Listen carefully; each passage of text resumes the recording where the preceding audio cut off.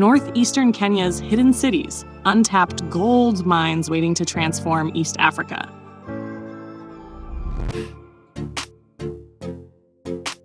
While Nairobi, Mombasa, and Kisumu dominate conversations about Kenya's urban progress, the cities and towns of northeastern Kenya remain largely obscured, ignored, and underestimated.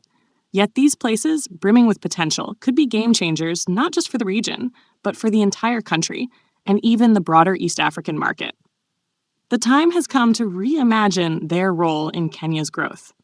Garissa, the capital of the region, is a prime example of overlooked potential. Strategically located near the Somali border and within reach of Ethiopia, Garissa has every ingredient to thrive as a trade hub. Its bustling livestock market already serves as an economic backbone, but this is just the beginning. With the Tana River flowing nearby, irrigation projects could transform Garissa into a leader in agriculture, capable of feeding not only Kenya, but the region at large.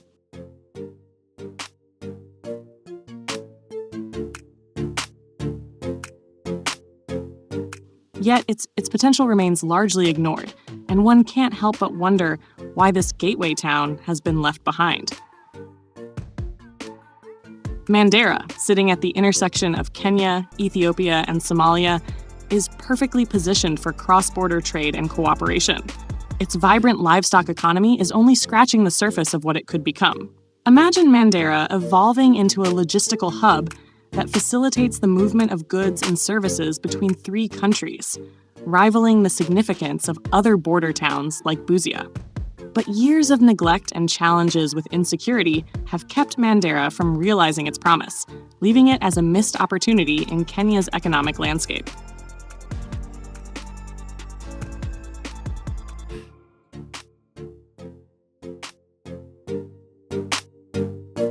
Wajir, with its airport, represents a story of untapped infrastructure. This airport has opened up the town to the rest of the country and beyond, paving the way for tourism and trade.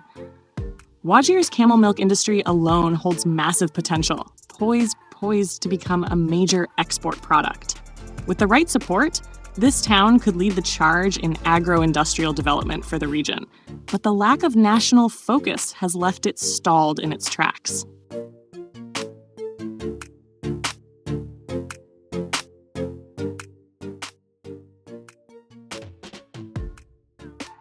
Dadaab is known globally for its refugee camps, but this identity has unfairly overshadowed its other possibilities.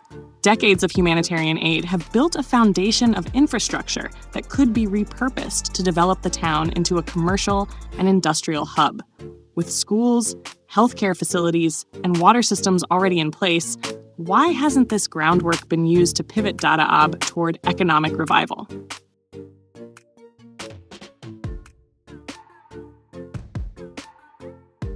It's a question that demands attention, as Dadaab could very well become a model for resilience and development.